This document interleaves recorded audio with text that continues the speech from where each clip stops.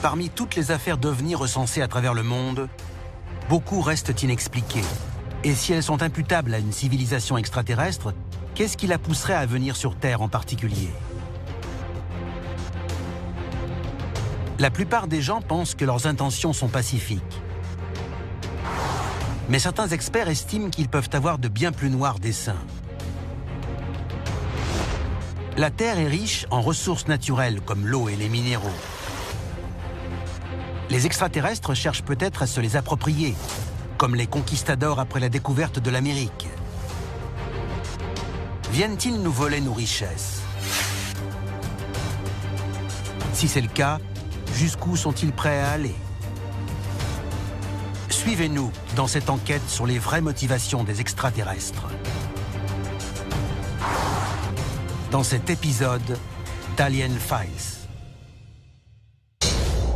La machine est en marche. Des dossiers restés confidentiels pendant des décennies et décrivant des manifestations extraterrestres ont été rendus publics. Nous allons révéler le contenu de ces documents et découvrir ce que le gouvernement américain voulait cacher. C'est à suivre dans Alien Files, l'émission qui perce les plus grands secrets de la planète Terre.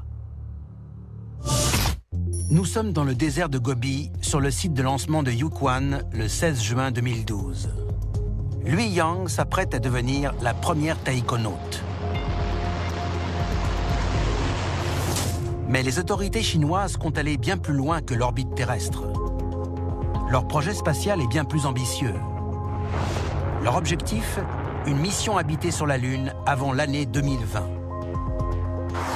Selon certains experts, la Chine espérerait pouvoir établir des mines pour exploiter les richesses naturelles de notre satellite. Mais d'autres pensent qu'en se posant sur le sol lunaire, les Chinois auront la surprise de découvrir qu'ils n'ont pas été les premiers à avoir cette idée. We choose to go to the moon in this decade and do the other things, not because they are easy, but because they are hard. En 1961, John Kennedy déclare au monde son intention d'envoyer un homme sur la Lune. Au premier abord, il semble que sa volonté soit simplement de disputer la course à l'espace avec son grand rival, l'URSS. Mais on raconte déjà que les États-Unis sont en train de faire face à un autre ennemi bien plus puissant et menaçant que les Soviétiques.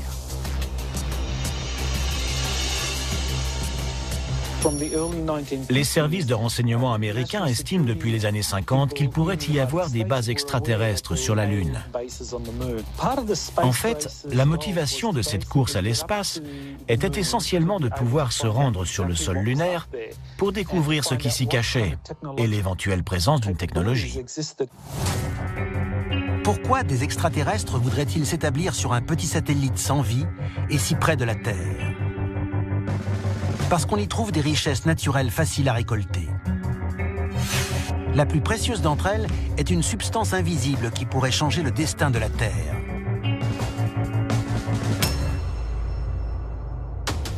L'hélium-3 est un isotope produit par le plus grand réacteur à fusion nucléaire que nous connaissons, le Soleil. Il est libéré dans l'espace et poussé par les vents solaires à travers tout notre système et même au-delà. L'atmosphère terrestre l'empêche d'atteindre la surface de la Terre. En revanche, la Lune n'ayant pas d'atmosphère, son sol est bombardé depuis des milliards d'années par l'hélium-3.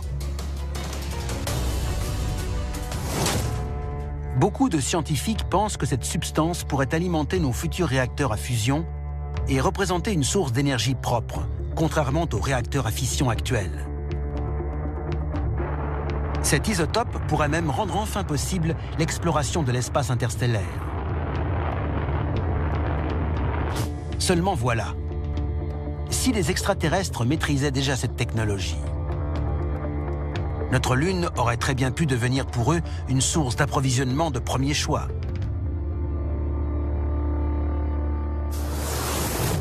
Dossier déclassifié, les images manquantes de la Lune. La mission Apollo 11 exauce enfin le rêve de Kennedy. Le monde entier connaît ces images. Mais pendant 2 minutes, la transmission a été coupée. La réception des images depuis la Lune a été interrompue pendant 2 minutes. Beaucoup de gens se sont demandé ce qui avait pu se passer dans ce laps de temps. Certains témoins disent avoir intercepté des messages radio dans lesquels l'équipage annonçait avoir vu 2 ovnis les survoler et avoir découvert des infrastructures sur la Lune. Pour la NASA, cette interruption était due à la surchauffe d'une caméra. Des copies des images de la mission ont été réalisées par la suite. Mais en 2009, un rapport indique que ces copies n'ont jamais été retrouvées.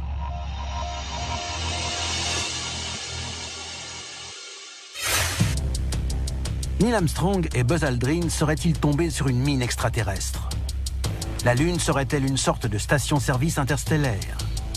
Et notre retour sur le sol de notre satellite ne risque-t-il pas de déclencher une guerre interplanétaire pour le contrôle de l'hélium-3?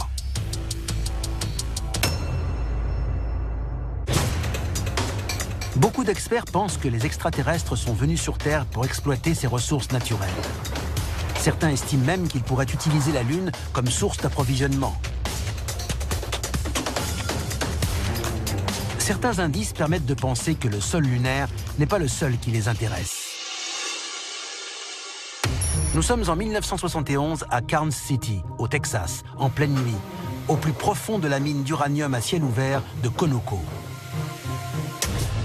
Tout à coup, des lumières aveuglantes apparaissent dans les airs, accompagnées d'un sifflement aigu. Au bout de quelques minutes, les lumières s'atténuent et les témoins distinguent clairement un gigantesque ovni. Il s'élève doucement et disparaît soudainement dans le ciel. Dans un premier temps, personne ne croit les 6 témoins de la scène. Mais un phénomène étrange s'est produit. Sur un rayon de 80 mètres, l'uranium de la mine s'est transformé en substance calcaire et a perdu sa radioactivité.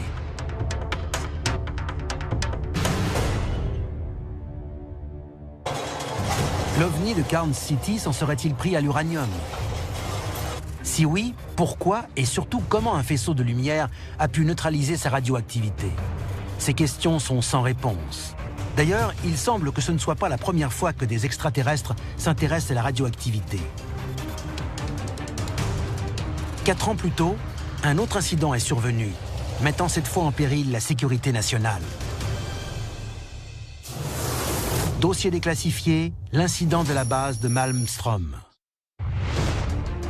1967, base aérienne de Malmstrom, dans le Montana. L'installation abrite plusieurs missiles balistiques intercontinentaux.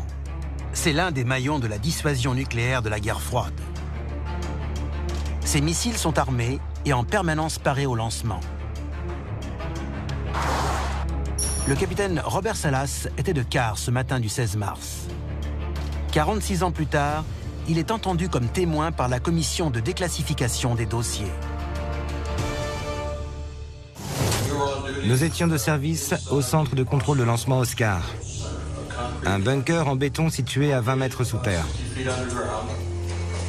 Nous disposions d'un arsenal de 10 missiles nucléaires Minutemen. Et il faut savoir que la mise à feu de ces missiles ne pouvait être opérée qu'à partir de notre centre de contrôle. Il est strictement impossible que leur mise à feu puisse être contrôlée de l'extérieur. 2 gardes disent avoir vu une étoile filante volant de façon étrange. Quelques secondes plus tard, une autre apparaît. Les 2 hommes les observent alors qu'elle semble s'approcher de la base. Ils alertent alors le capitaine Salas. Ce qu'ils verront ensuite va leur glacer le sang. Un grand objet de forme ovale flottait face à l'entrée de la base. Il émettait une sorte de lumière rouge pulsatile et mesurait dans les 15 mètres de diamètre. C'est l'alerte maximale. Qu'est-ce que cet aéronef fait ici? Est-ce un prototype militaire russe? C'est alors que survient un phénomène inexplicable. Au moment où j'appelais mon supérieur, nos missiles ont été désactivés. L'objet était en vol stationnaire et tous nos écrans se sont mis en veille. Le capitaine redoute le pire. D'autres sites de lancement sont-ils concernés? L'Amérique est-elle sans défense? Et soudain, Aussi vite que l'OVNI est apparu, il se volatilise à l'horizon. L'enquête qui va suivre va poser plus de questions qu'elle n'apportera de réponses. Selon un rapport déclassifié sur l'incident, les rumeurs selon lesquelles des objets volants non identifiés auraient survolé la base sont infondées. Une affirmation que le capitaine réfute. Le rapport mentionne également qu'il n'y a eu aucun incident particulier dans la salle de commande. Le système se serait interrompu sans raison apparente. Comment 10 missiles atomiques peuvent-ils être désactivés sans raison apparente?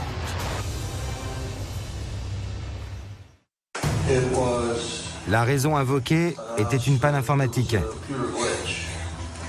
Cette perspective ne me rassure pas. Je ne suis pas sûr de croire à cette version. Nous avons recueilli plusieurs témoignages de civils et de militaires ayant vu un objet voler dans le ciel au moment de la panne. L'enquête est toujours ouverte. D'autres incidents se produisent encore. Selon le capitaine, le danger est réel et probablement incontrôlable. Ces êtres savent parfaitement comment fonctionnent nos missiles. Ils peuvent les désactiver à tout moment. Ils l'ont prouvé. Si cette information était révélée au public, cela reviendrait à avouer que nous serions totalement impuissants en cas d'attaque par ces choses.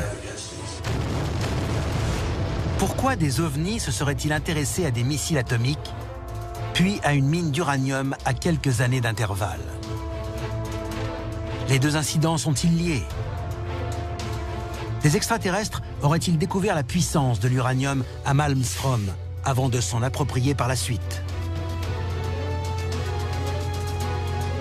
Les gisements d'uranium sur Terre seraient-ils devenus une source d'énergie pour les ovnis?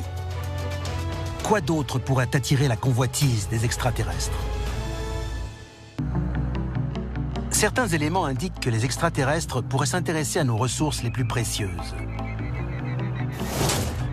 La Terre est riche en oxygène et en eau liquide, deux éléments très rares dans notre système solaire, et même dans le reste de l'univers connu. Mais on trouve sur notre planète quelque chose d'encore plus rare. D'après certains experts, ce serait même l'une des choses les plus rares qui puissent être. En 1961, Frank Drake, un radioastronome, scanne la galaxie à la recherche d'un signal indiquant la présence d'autres civilisations. Il imagine une équation permettant d'estimer leur nombre à travers toute la Voie lactée. L'équation prend en compte 7 facteurs, parmi lesquels le nombre d'étoiles associées à des planètes, le nombre de planètes habitables, et même l'estimation de la durée de vie d'une civilisation développée avant son extinction, qu'elle soit de cause naturelle ou artificielle.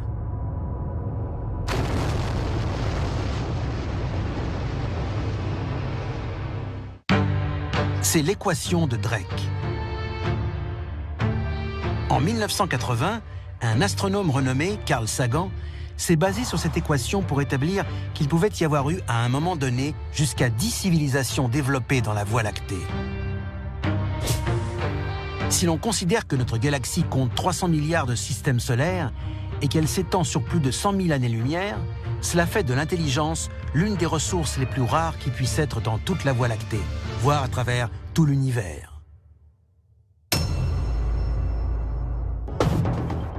Une civilisation ne peut survivre sans une intelligence collective en perpétuelle évolution. Serait-il possible que les extraterrestres viennent pour puiser dans notre intelligence et l'exploiter à leur bénéfice? Dossier déclassifié, Ted Davenport. Nous sommes à Alamogordo, au Nouveau-Mexique, en 1975. Ted Davenport, 16 ans, entreprend de faire une randonnée dans la montagne. Il se sent attiré comme par une force irrésistible.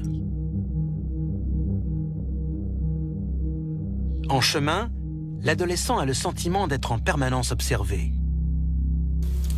Pendant la nuit, il se sent poussé à sortir de sa tente. Il tombe alors nez à nez avec un groupe d'humanoïdes de petite taille et perd connaissance.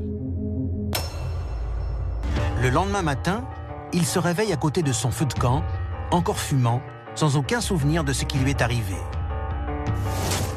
Il a très mal à la tête et sent une boule juste derrière son oreille gauche. Il rentre chez lui. 5 ans plus tard, il s'engage dans la Navy. Blessé au combat, il est évacué en urgence à l'hôpital pour être soigné. Une radiographie du crâne révèle la présence d'un corps étranger dans sa tête.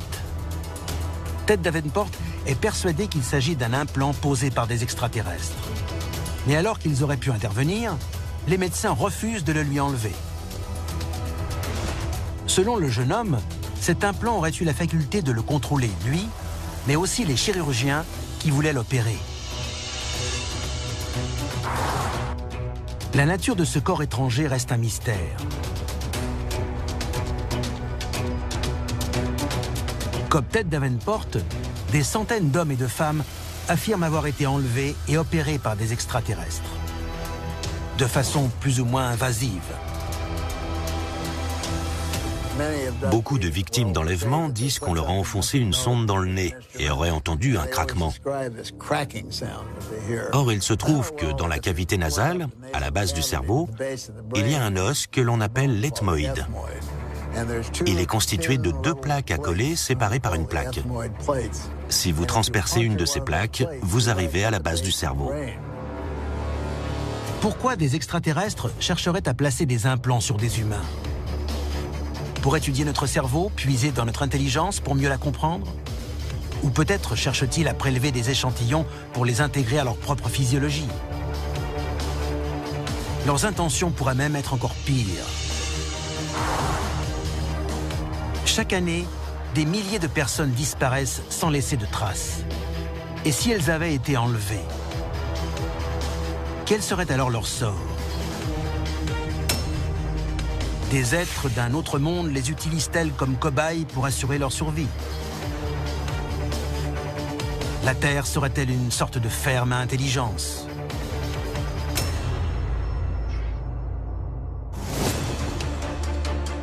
Si vraiment les extraterrestres puisent dans notre intelligence, depuis combien de temps le font-ils? Notre civilisation finira par s'éteindre. Elle a déjà près de 12 000 ans, mais nous savons que d'autres civilisations ont existé avant la nôtre. Nous pouvons donc considérer que ce n'est pas la première fois que les extraterrestres nous rendent visite. Beaucoup d'experts pensent que des extraterrestres nous ont aidés à fonder notre civilisation. L'auraient-ils fait pour pouvoir venir puiser notre intelligence ensuite? Et si c'est le cas, y a-t-il quelque chose à faire pour échapper à leur contrôle?